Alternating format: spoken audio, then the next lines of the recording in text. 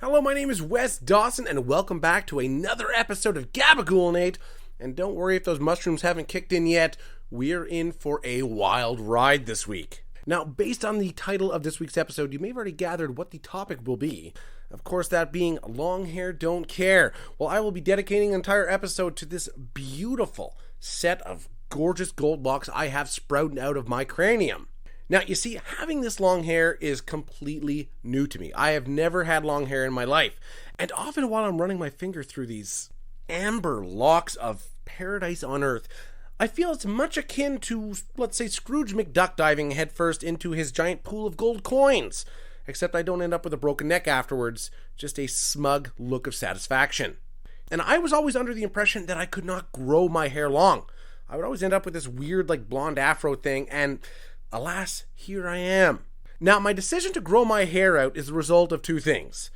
Well, technically three, the third being not cutting my hair, but firstly was a promise I made to Mike Marston. The last time I saw him, I said, I promised, Mike, next time you see me, I will have beautiful flowing hair just like yours, enough to make you envious. Now, that's not entirely true, as I had seen him since then. I had crashed his birthday party, which he neglected to invite me to, but the general rule is, you don't invite me, I'm going to show up and puke into some random planters, okay? And the second reason, of course, being that I had jokingly said I will grow my hair throughout the duration of this pandemic, thinking it would last about a year. Here we are in 2021, and I look like Cousin It with my bangs cut out. Now, many people see me with my long hair, and they just assume I'm some good-for-nothing, drug-addicted bum. Well, I refute that claim vehemently, okay? I may have long hair, but I am not a good-for-nothing bum, okay?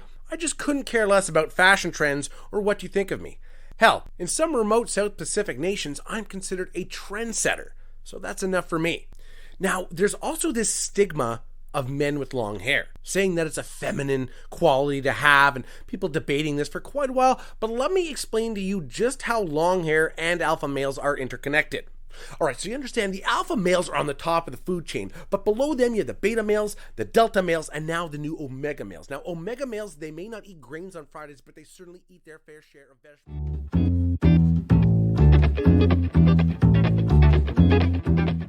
During the editing process, my producer noticed that my rant about alpha males was a bit too long to fit inside of an 8-minute episode, so we had to scale it back and cut out some segments of it. Anyway, here we are. Basically, that's why the Sigma male's got that honking thing just swinging between his knees. You don't know what it's for, you don't know when he's going to use it, but you better keep your mouth shut at night, okay? See, that wasn't too long. 45 minutes passed by like nothing. I love talking about alpha males. Alright, well, changing subjects, just based on the positive feedback that I've received, mainly by women older than I, it pretty well indicates that I will be an absolute fucking stud in my 40s. That, or I'll be a very lonely man with some extremely angry and bitter 4chan posts. Now, on that subject, some of my own friends have been teasing me about my long hair and this stereotyped femininity associated with long hair. First off, that archaic, outdated view of the patriarchy defining what masculinity and femininity is, or implying that young women shouldn't be shaking their scantily clad goods online to really stick it to those pigs, has no place in Gabagool, Nate. This is a safe space. And you know, this isn't my first foray into the world of exploring and embracing my femininity. See, as a child, I produced, alongside my reluctant siblings, a series of films and short stories starring a certain character I dubbed Judy. Now, basically, the depth of my character development for Judy was that of having brown hair. Basically, because all my characters had brown hair. We only owned one wig when I was a kid. And that I was wearing a size too small one-piece bathing suit. My older sister's, to be precise. Now, following my inner artistic light was a hugely rewarding experience. I can barely put it to words. Unfortunately, I did not leave a lasting mark in the world of independent cinema, but I did leave a lasting mark in my sister's one-piece bathing suit, which was promptly burnt after filming. Now, I think this may be a useful tool for some men out there who are maybe on the fence, maybe aren't sure how to embrace these two aspects of their personality. But here's the true test of your masculinity.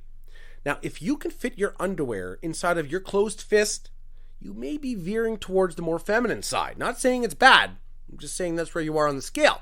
Now, I'm not professing that you wear 8-layer thick cotton sandpaper hybrid tighty-whities like my father's generation. I'm just saying You want something right in that sweet spot that makes you feel like a sexy bad boy, and your bros can say, "Hey dude, that's some alpha as fuck lace and satin that you're sporting there, bro." Alright, we are going to move on to good bad. A good. With my newfound golden locks, I look like a living oil painting. The bad, I constantly have hair in my face, mouth, and butt crack. A good, having a healthy head of hair heading into my mid-30s. The bad, I have an receding hairline. And yes, you heard that right, an receding hairline. My hair is growing down my forehead. My widow's peak is turning into like a goddamn mountain face. I don't know what to do about it. A good, with this long, beautiful hair, I look 1,000 times better while playing guitar. The bad is I still can't sing worth a damn. Typically, when I try to sing, I'm gonna sing like I'm in the B-52s. Kinda like I'm having a stroke singing to you. It's fucking terrible. Let's move on to dumb shit people say who should be smarter. Now, I've heard this a lot, and I can kind of get where they're coming from, but when people say, "Why doesn't school teach you useful things like how to do your taxes?"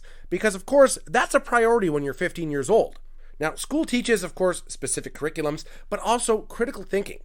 Now, having graduated high school, if doing your taxes or paying bills is your biggest concern, I question, how the fuck did you pass high school? Like, your required readings, did you listen to them on tape? School never taught me how to pay bills, but somehow through years of struggle and what I felt as my own personal road to perdition, I managed to figure out that bills coming in with amounts owing, I pay those amounts back, and I repeat that same process next month. So in honor of long-haired, beautiful men that just get my nippies pointing, let's move on to Wowwerwolf and welcome my dear friend Mac the Wolfhound to be able to judge some people purely on their physical appearances. Mac, welcome to the show. Alright, first on the chopping block, Jason Momoa.